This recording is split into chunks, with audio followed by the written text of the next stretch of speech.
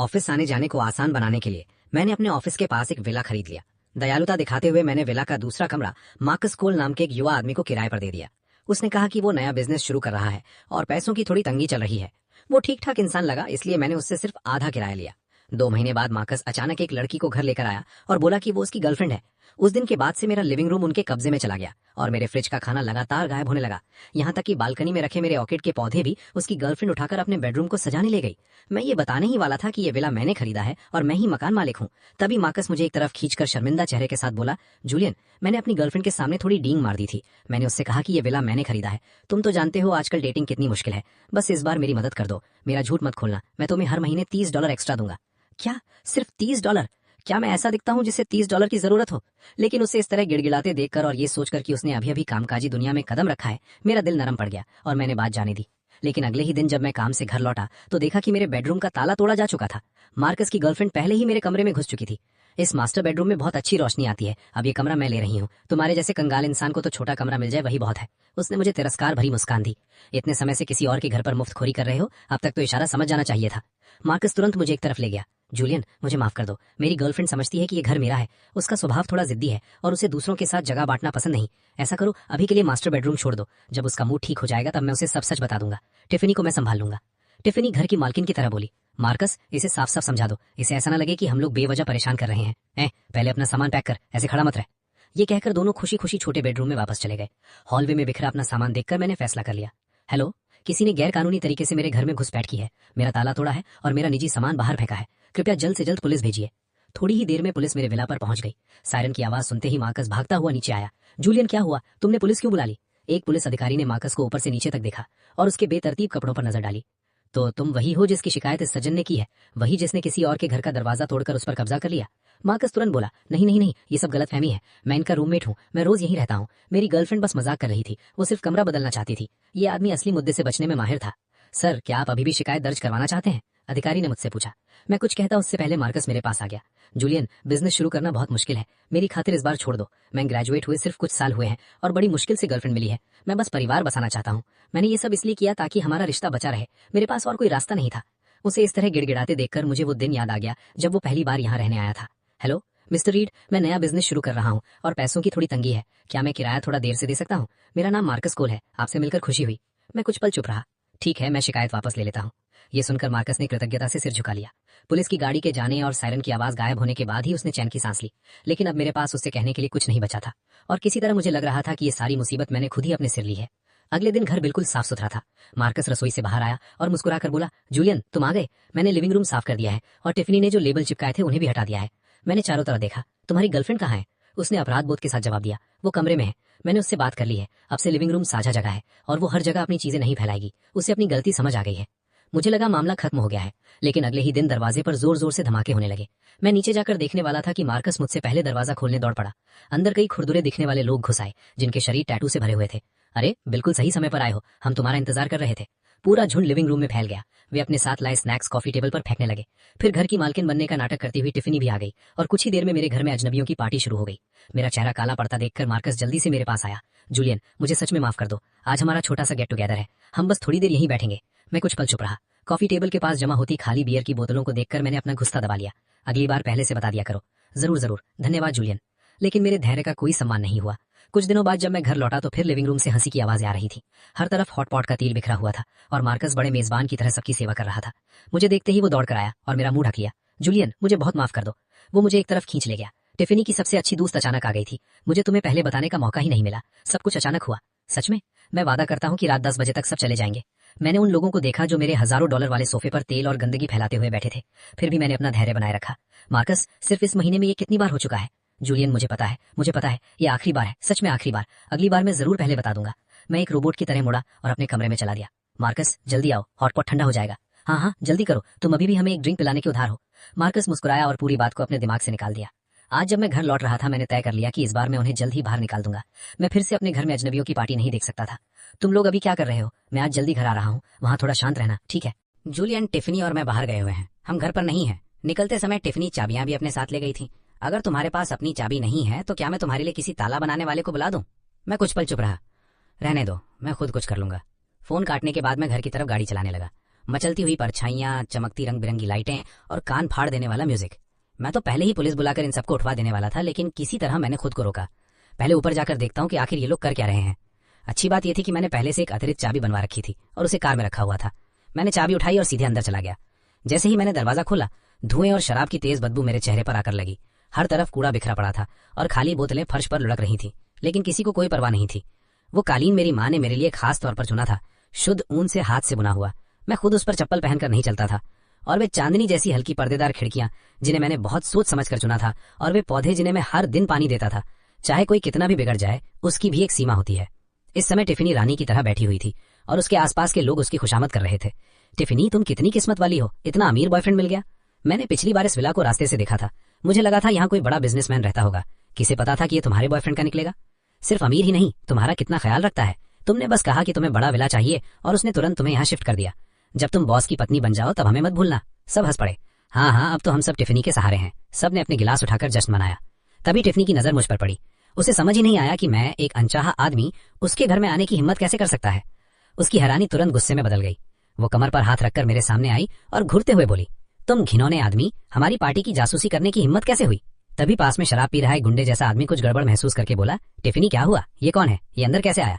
Tattoo वाला आदमी भी बोला, हाँ, कोई अजनबी यूं ही घर में घुस कैसे सकता है। टिफिनी और भी हिम्मत वाली हो गई। यही वो आदमी है जिसके बारे में मैं अभी बता रही थी। यही वो इंसान है जो मुफ्त में यहाँ पड़ा रहता है। उसने बाल झटकते हुए तिरस्कार से कहा। भीड़ ने मुझे हैरानी से देखा।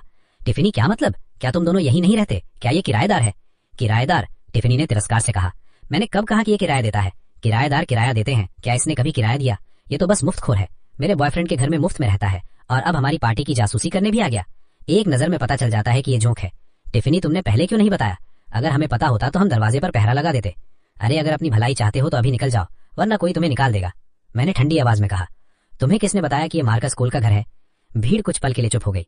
फिर टिफिनी ऐसे हंसी जैसे उसने सदी का सबसे बड़ा मजाक सुन लिया हो। वो लगभग मेरे वाइन ग्लास को ही गिरा देती। सुनो इसे, सुनो, ये क्या कह रहा है। ये मुझसे पूछ रहा है कि किसने कहा ये मार्कस कोल का घर है। हा हा हा, मैं तो हंस हंस कर मर जाऊंगी। एक मुफ्तखोर भी खुद को बड़ा साबित करने की कोशिश कर रहा है। वो मेरे सामने अकड़ कर खड़ी हो गई, जैसे सिर्फ अपने रवैये से मुझे कुचल देना चाहती हो। उसने खुद बताया था, और किसने। हा हा हा, तुम्हें लगता है मैं सुंदर हूँ, इसलिए तुम हर संभव तरीका अपनाकर मेरे करीब आने की कोशिश करते हो। हर दिन मेरे बॉयफ्रेंड के घर में मुफ्त में रहते हो ताकि मेरे पास रहने का बहाना मिल जाए। और वो भी काफी नहीं था, अब तुम चुपके से वापस आकर हमारी पार्टी की जासूसी कर रहे हो। सुन लो, मैं टिफिनी स्लोन सिर्फ मार्कस जैसे सफल आदमी से प्यार कर सकती हूँ। तुम्हें अंदाजा भी है वो मेरे लिए कितना अच्छा है। ये विला उसका मेरे लिए सबसे बड़ा वादा है। ये कहते हुए वो सपनों में खो गई। जब हमारी शादी होगी यही हमारा वैवाहिक घर होगा। तुम जैसे आदमी को तो मैं एक बार भी नहीं देखूंगी। निकल जाओ यहाँ से। टिफिनी स्लोन, तुम्हारी हिम्मत कैसे हुई मेरा नाम लेने की, उसने चिल्लाकर कहा। सुन रहे हो सब लोग, ये क्या इशारा कर रहा है। गलती इसकी है और दोष मुझे दे रहा है। क्या तुम लोग जानते हो ये आदमी कितना घटिया है। ये हर दिन मेरे बॉयफ्रेंड के घर में मुफ्त में रहता है। हम इसे निकाल भी नहीं सकते। मैं अपने हाथों से मार्कस के लिए जो लंच बॉक्स बनाकर फ्रिज में रखती हूँ वो हर बार गायब हो जाते हैं। जरूर यही चुरा कर खा जाता होगा। और बालकनी के ऑर्किड के गमले सब खोद कर खराब कर दिए गए हैं। कौन जाने क्या ढूंढ रहा था। मैंने तो इसकी इज्जत रखी और बस इतना कहा कि मार्कस के घर पर मुफ्त में रहना बंद कर दे। और पता है इसने क्या किया। हा हा हा, इसने गुस्से में आकर पुलिस बुला ली और मुझ पर गैर कानूनी घुसपैठ का आरोप लगा दिया। ये सुनकर इसकी एक सहेली इतनी हैरान हो गई कि उसके हाथ से सूरजमुखी के बीज मेरे कालीन पर गिर गए। ये तो बेशर्मी की हद है। पीछे खड़ा चिकने बालों वाला आदमी गुस्से से अपनी जांग पर हाथ मारते हुए बोला, इसकी हिम्मत कैसे हुई पुलिस बुलाने की। टिफिनी आगे बोली, घर में शांति बनाए रखने के लिए मेरे बॉयफ्रेंड को मुझे हर रात जल्दी कमरे में भेजना पड़ता था। फिर वो अकेले बाहर आकर उससे बात करता था। मार्कस बहुत ही दयालु है, वो ऐसे आदमी को बाहर नहीं निकाल सकता, लेकिन ये उसकी कदर नहीं करता, हर समय मेरे पीछे पड़ा रहता है। अब मुझे समझ आया कि मार्कस हर दिन टिफिनी को जल्दी कमरे में क्यों भेज देता था। मैं हमेशा सोचता था कि वो टिफिनी को असहज महसूस होने से बचाता है। असलियत में वो अपने झूठ के खुलने से डरता था। मैंने अपना फोन निकाला और पुलिस को कॉल करने लगा, लेकिन इस बार टिफिनी मुझसे तेज निकली। उसने फोन मेरे हाथ से छीना और जमीन पर पटक कर तोड़ दिया। वाह, क्या नाटक कर रहे हो। ये मेरे बॉयफ्रेंड का विला है, तुम जैसे मुफ्तखोर पुलिस बुलाने का ड्रामा कर रहे हो। तुम्हें लगता है पुलिस तुम्हारी बात मानेगी। मैंने फोन उठाया, वो पूरी तरह खराब हो चुका था। हा हा हा, कितना घटिया आदमी है। सिर्फ इसलिए कि ये मार्कस का दोस्त है, इसे लगता है कि मार्कस के घर को अपना घर समझ सकता है। टिफिनी, तुम अभी भी बहुत नरम हो, एक आदमी बोला। अगर मेरी मुलाकात ऐसे आदमी से होती तो मैं इसे कब का पीट चुका होता। ऐसे लोगों को सिर्फ मुक्कों की भाषा समझ आती है। एक बार अच्छी तरह पिटाई हो जाए फिर सारी अकड़ निकल जाएगी। सुना तुमने, यहाँ मौजूद हर इंसान तुम्हें घिनौना समझता है। जब टिफिनी मेरा मजाक उड़ा रही थी तभी उसकी नजर मेरी कलाई पर बंधी खूबसूरत घड़ी पर पड़ी। ओह, ये घड़ी तो सस्ती नहीं लगती, कहाँ से चुराई है। मैंने उसे तुरंत घड़ी वापस देने को कहा। इतने घबरा क्यों रहे हो, लगता है ये घड़ी बहुत कीमती है। अब मैं गुस्से की सीमा पार कर चुका था।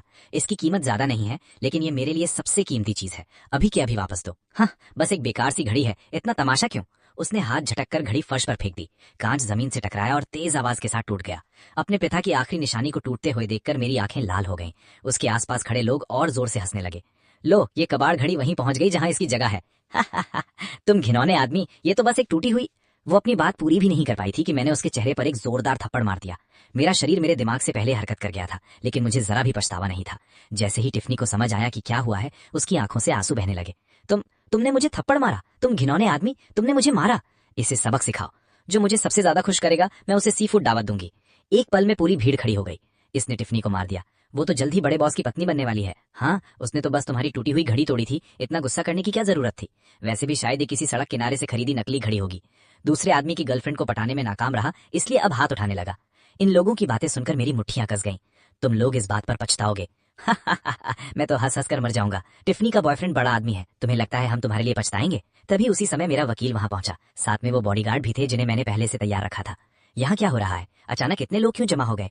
ये सब देखकर तो लगता है कोई बड़ा आदमी आने वाला है। स्पष्ट है ये सब मार्कस की तरफ से है। आज टिफनी की पार्टी है, जाहिर है उसने इसे शानदार बनाने के लिए सब इंतजाम किया होगा। तो मार्कस ने ये सरप्राइज तैयार किया है। टिफनी, तुमने हमें बताया भी नहीं। कमरे में फैले हुए नुकसान को देखकर अटॉर्नी ग्रैंड तुरंत समझ गया कि उसके क्लाइंट के साथ क्या हुआ है। मिस्टर रीड, क्या आप ठीक हैं? भीड़ एक पल के लिए स्तब्ध रह गई। Mister read?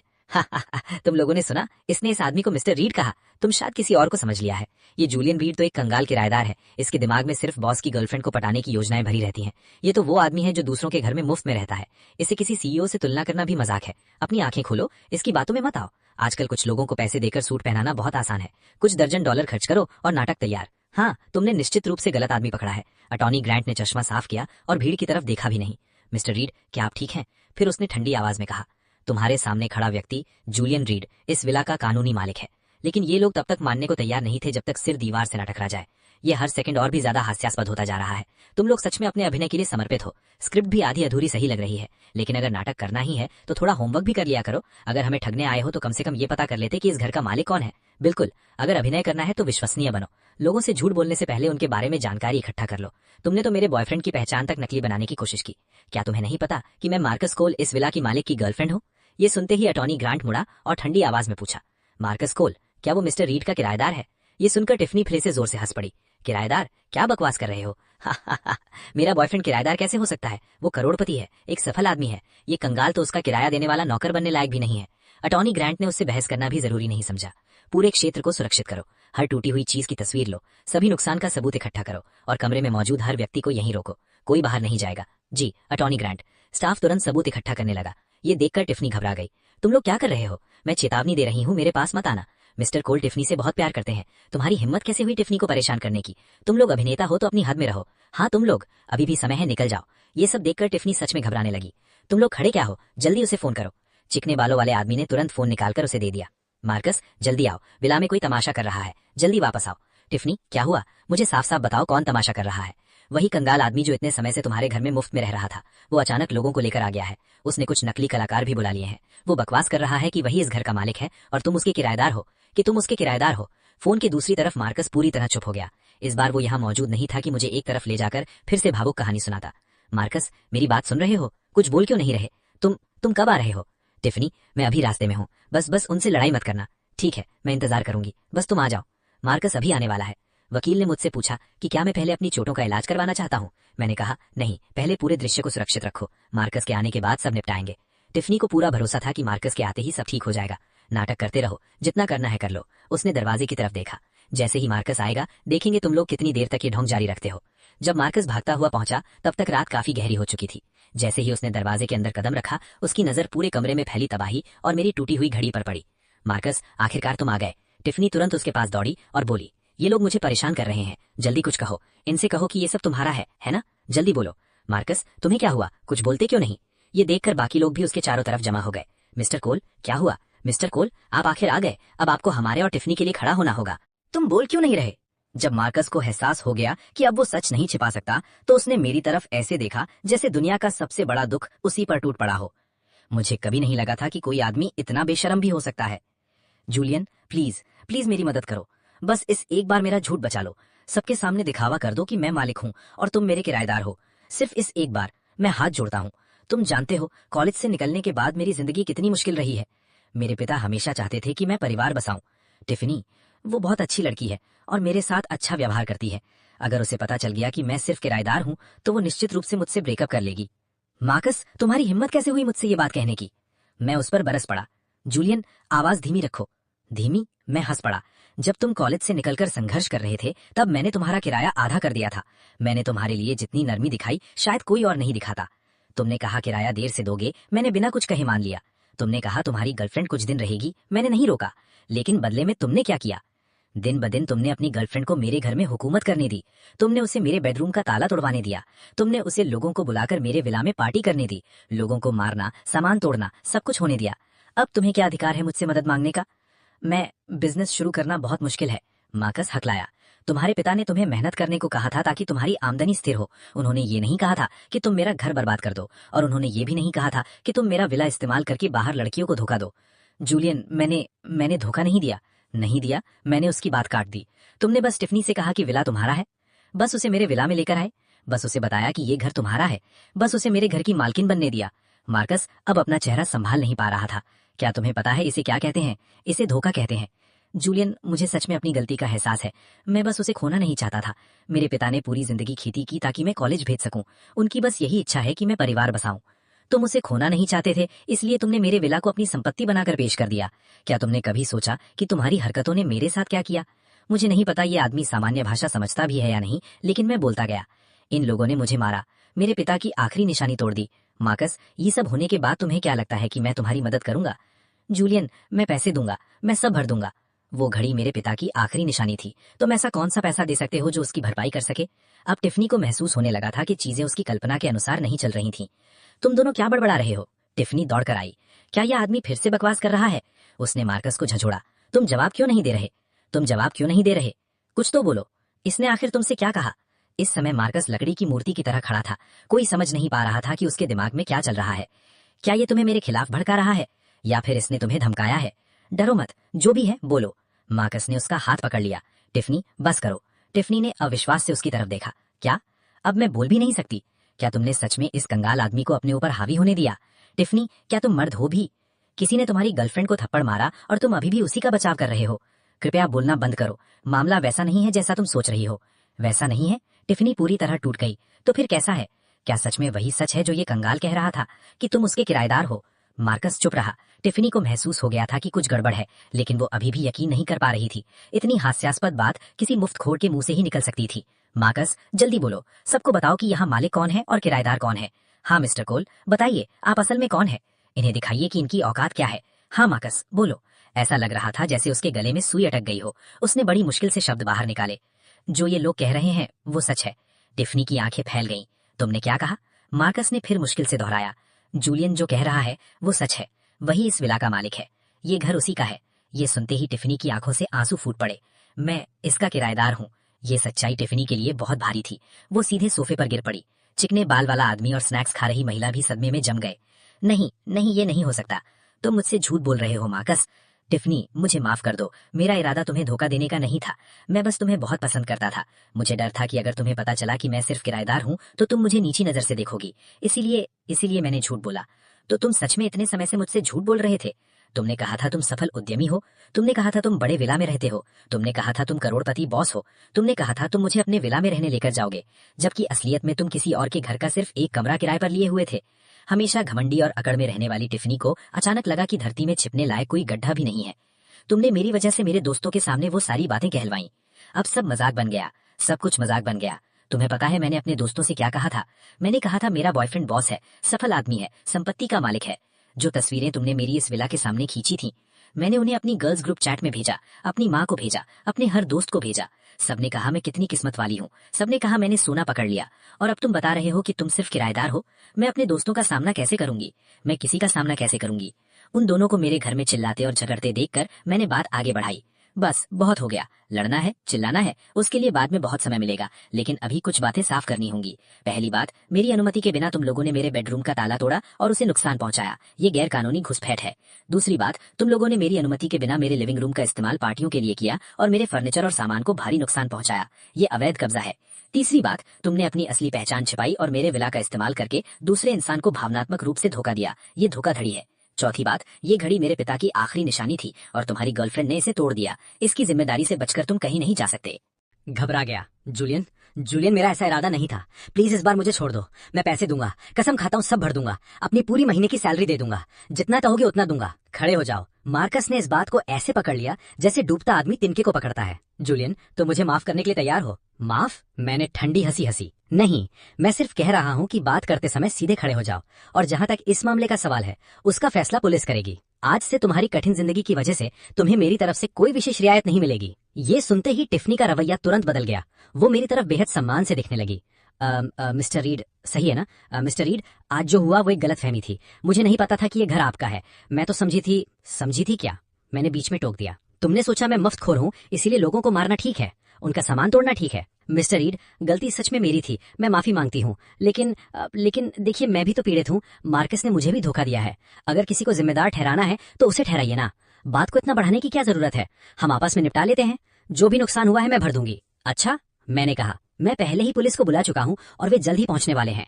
मारपीट, संपत्ति का नुकसान, मैं हर चीज का पूरा हिसाब लूंगा। अब तुम्हारे पास सिर्फ एक ही रास्ता है, पूरी तरह जांच में सहयोग करना। टिफनी तुरंत मार्कस की तरफ घूमी। मार्कस, कुछ बोलो। तुमने नहीं कहा था कि तुम मेरी रक्षा करोगे, कि तुम हमेशा मेरे साथ अच्छा व्यवहार करोगे? अब क्यों चुप हो? मार्कस ने कड़वी मुस्कान दी। मैं खुद को नहीं बचा पा रहा, तुम्हें कैसे बचाऊं? थोड़ी देर बाद पुलिस मौके पर पहुंच गई। ऑफिसर, इन लोगों ने सबके सामने मेरी बदनामी की, मुझ पर हमला किया, मेरे विला को बर्बाद किया और मेरा फर्नीचर तोड़ दिया। अधिकारी ने चारों तरफ तबाही को देखा। मेरी पूरी शराब की कलेक्शन खत्म कर दी, मेरे पिता की आखिरी निशानी तोड़ दी। इनमें से किसी भी मामले में मैं समझौता नहीं करूंगा। मैं चाहता हूं कि इसे गंभीरता से लिया जाए। समझ गया। अधिकारी ने सिर हिलाया। घटनास्थल का रिकॉर्ड बनाओ, सबको गिरफ्तार करो। अब जाकर टिफनी को एहसास हुआ कि मामला कितना गंभीर है और उसके तथाकथित दोस्त तुरंत उससे किनारा करने लगे। ऑफिसर, मैंने कुछ नहीं किया, मैं तो बस पार्टी में आई थी। हाँ, हमें तो सिर्फ गाने के लिए बुलाया गया था, इससे हमारा कोई लेना देना नहीं है। हमें टिफनी ने बुलाया था। लेकिन पुलिस ने उनकी एक नहीं सुनी और सबको थाने ले गई। मार्कस ने विला के रोशन दरवाजे की तरफ आखिरी बार देखा और लंबी सांस ली। तभी सीन शिफ्ट होता है थाने में। नुकसान का आकलन पूरा होने के बाद पुलिस ने रिपोर्ट सामने रखी। कुल नुकसान 2 लाख युआन है, अराउंड 28,000 डॉलर। कृपया जांच कर हस्ताक्षर कीजिए। मैंने जल्दी से रिपोर्ट देखी, सब ठीक था। मैंने साइन कर दिए। 28,000 डॉलर? टिफनी लगभग चीख पड़ी। ये कैसे हो सकता है? हमने तो बस कुछ शराब की बोतलें पी थी, इतना पैसा कैसे बन गया? और सोफा और कालीन का दोष भी हम पर क्यों डाला जा रहा है? कौन जाने वो पहले से ही गंदे हों। ऑफिसर, हमें तो टिफनी ने धोखे से यहाँ बुलाया था। देखिए, हमने कोई बड़ा काम नहीं किया, थोड़ी रियायत नहीं मिल सकती? जब वो लोग मुआवजे को लेकर बहस कर रहे थे, मैं टिफनी की तरफ बढ़ा। तुम तो बहुत अमीर बनने वाली थी, फिर मेरे इस छोटे से नुकसान पर इतनी परेशानी क्यों? एक बड़ा आदमी होकर एक जवान लड़की से पैसे मांगना अच्छा नहीं लगता ना? मैं हंस पड़ा। सही कहा, बिल्कुल सही। ये तो बस एक गलतफहमी थी, हमें कोने में मत ढकेलिए। मैंने देखा कि जैसे ही उन्हें थोड़ी उम्मीद मिली, वे फिर सर चढ़ने लगे। मैंने तुरंत जवाब दिया, जब तुम लोग शराब पीकर हंगामा कर रहे थे और लोगों को मार रहे थे, तब इतनी विनम्रता कहाँ थी? अब क्या हुआ? अब मुझे छोड़ देने को कह रहे हो? हंगामा करने की हिम्मत थी, लेकिन कीमत चुकाने की नहीं। तभी स्नैक्स खाने वाली महिला सारा दोष टिफनी पर डालने लगी। सब तुम्हारी गलती है, तुमने बिना सच्चाई जाने बड़ी बड़ी बातें की। टिफनी ने तिरस्कार से कहा। और तुम लोग घंटों तक मुझे इस विला की भावी मालकिन कहते रहे। तुम्हें सबको मैंने धोखा दिया? तुम लोगों को शर्म नहीं आती? बिल्कुल। दूसरे लोग भी बोल पड़े। हम तुम्हारे क्या लगते हैं? तुमने ही हमें इस मुसीबत में फंसाया। अगर तुम हमें इस विला में नहीं बुलाती तो हम यहाँ क्यों आते? पूरा 28,000 डॉलर तुम अकेले भरो। हाँ, समस्या तुम्हारी है, बिल भी तुम्हारा, हमें इसमें मत घसीटो। अब जाकर टिफनी को अपने इन दोस्तों की असली शक्ल दिखाई दी। तुम सब घटिया लोग, तुम्हारी हिम्मत कैसे हुई मुझसे इस तरह बात करने की? जब तुम लोग मुझे घर की मालकिन समझते थे, तब मेरी खुशामद करते थे, हर दिन मेरी पोस्ट लाइक करते थे, मुझसे नौकरी दिलाने की भीख मांगते थे, मेरे साथ ऊंची जिंदगी जीना चाहते थे। और अब मुसीबत आई तो एक एक करके पलट गए। तुम लोगों का चरित्र देखकर साफ पता चलता है कि तुम पैदा ही नौकर बनने के लिए हुए हो। किसे नौकर कहा? स्नैक्स खाने वाली महिला गुस्से से लाल हो गई। सबसे बड़ी धोखेबाज तो तुम हो। फिर से बोलकर दिखाओ। नौकर? टिफनी चिल्लाई। तुम नौकर हो, तुम्हारा पूरा परिवार नौकर है। सब लोग शांत हो जाओ। पुलिस वालों ने झगड़ती भीड़ को अलग किया, लेकिन वे फिर भी एक दूसरे पर चिल्लाते रहे। आखिरकार पुलिस ने विला की निगरानी कैमरों की रिकॉर्डिंग चला दी। रिकॉर्डिंग में साफ दिख रहा था कि विला में सबसे ज्यादा हंगामा यही लोग कर रहे थे। एक पल में सब चुप हो गए, लेकिन मार्कस, जो अब तक चुप था, अचानक बोला, जूलियन रीड। मैं मुड़ा और उसके उस मासूम चेहरे की तरफ देखा। जूलियन, बात को इतना आगे बढ़ाने की क्या जरूरत है? मैं हाथ जोड़कर विनती करता हूँ, मेरे बिजनेस शुरू करने की मुश्किलों को देखते हुए इस बार मेरी मदद कर दो। टिफनी को छोड़ दो। मैं कुछ पल चुप रहा। तुम्हारी मदद करूं? मार्कस, क्या तुम्हारे अंदर जरा सी भी शर्म बची है? क्या तुम्हें सच में लगता है कि मेरे सामने तुम्हारी कोई इज्जत बची है? उसकी वही लाइन, बिजनेस शुरू करना मुश्किल है, इस पल पूरी तरह बेअसर हो चुकी थी। आज से तुम बाहर हो और अभी भी किसी और के लिए गिड़गिड़ा रहे हो। बेहतर होगा अपने बारे में सोचो। ये कहकर मैं मुड़ा और थाने से बाहर निकल गया। पीछे विला के तथाकथित मालिक और मालकिन एक दूसरे के सहारे रो रहे थे। ये पूरा तमाशा आखिरकार खत्म हो चुका था। अपनी कार में बैठकर मैंने लंबे समय बाद सुकून की सांस ली। थाने के अंदर वे मुसीबत खड़ी करने वाले लोग अब अपने अपने परिवार वालों को फोन कर रहे थे ताकि कोई उन्हें बचा सके। अब तुमने कौन सी नई मुसीबत खड़ी कर दी? स्नैक्स खाने वाली महिला एक के बाद एक नंबर मिला रही थी, उम्मीद कर रही थी कि कोई आकर उसे संकट से निकाल ले। आखिरकार जब उसकी माँ ने फोन उठाया तभी वो पूरी तरह टूट गई और फूट फूट कर रोने लगी। टैटू वाला आदमी अपने बड़े भाई को फोन करने लगा, लेकिन जब उसने सुना कि उसका भाई अब उससे पूरी तरह हाथ खींच रहा है और उसे एक मुसीबत समझ रहा है, तो वो भी अपना चेहरा ढक कर रोने लगा। चिकने बालों वाला आदमी मदद मांगने के लिए लगातार संदेश भेजता रहा, लेकिन जैसे ही उसके परिवार को पता चला कि उसने कितनी बड़ी मुसीबत खड़ी कर दी है, उन्होंने उसी समय उससे नाता तोड़ लिया। टिफनी अपने हाथ में पकड़े भारी भरकम मुआवजे के बिल को घूरती रही और आखिरकार फट पड़ी। मार्कस, ये सब तुम्हारी वजह से हुआ है, तुम्हें इसकी जिम्मेदारी लेनी होगी। मार्कस ने ठंडी हंसी हंसी। तुमने कहा था कि तुम मेरी रक्षा करोगे, टिफनी चीखी। लेकिन मार्कस जरा भी नहीं हिला। पलक झपकते ही अदालत की तारीख आ गई। अपने किए गए गलत कामों की वजह से मार्कस को वही सजा मिली जिसका वो हकदार था। टिफनी को भी उसकी हरकतों के लिए दंड मिला। जिस पल मैंने अदालत के दरवाजे खोले, सब कुछ खत्म हो चुका था। अब बस मुझे अपनी अमीर और शांत जिंदगी में वापस लौटना था। लेकिन एक चीज थी जिसे मैं अभी भी भूल नहीं पा रहा था, मेरे पिता की छोड़ी हुई घड़ी। सर, क्या आप इसे देख सकते हैं? क्या ये ठीक हो सकती है? बूढ़े घड़ीसाज ने आवर्धक शीशे से उसे ध्यान से देखा। मशीनरी खराब हो चुकी है, कांच बदला जा सकता है, सुइयों को फिर से ठीक किया जा सकता है, लेकिन ये दरारें बहुत गहरी हैं, ये घड़ी के ढांचे तक पहुंच चुकी हैं। इसे पूरी तरह पहले जैसा बनाना अब संभव नहीं है। मैंने टूटी हुई डायल पर अपनी उंगलियां फेरी। जो ठीक हो सकता है ठीक कर दीजिए, मैंने हल्की सी मुस्कान के साथ कहा। जो ठीक नहीं हो सकता उसका भी कोई दुख नहीं। बूढ़े आदमी ने समझदारी से सिर हिलाया। आजकल जो भी घड़ी मरम्मत के लिए आती है, उसके पीछे कोई ना कोई कहानी जरूर होती है। घड़ी की दुकान से बाहर निकलकर मैंने धूप में भीगी घास की खुशबू वाली हवा में गहरी सांस ली और आदतन अपनी कलाई की तरफ देखा, जहां अब घड़ी नहीं थी। मुझे वो दिन याद आया जब मेरे पिता ने कहा था कि उनके पास मुझे देने के लिए कोई बड़ी दौलत नहीं है, बस ये घड़ी है। उन्होंने मुझसे कहा था कि इसे संभाल कर रखना। जिंदगी में सबसे महत्वपूर्ण बात ये नहीं है कि तुम कितना पैसा कमाते हो, सबसे महत्वपूर्ण बात यह है कि क्या तुम खुद के सामने सिर ऊंचा रख सकते हो।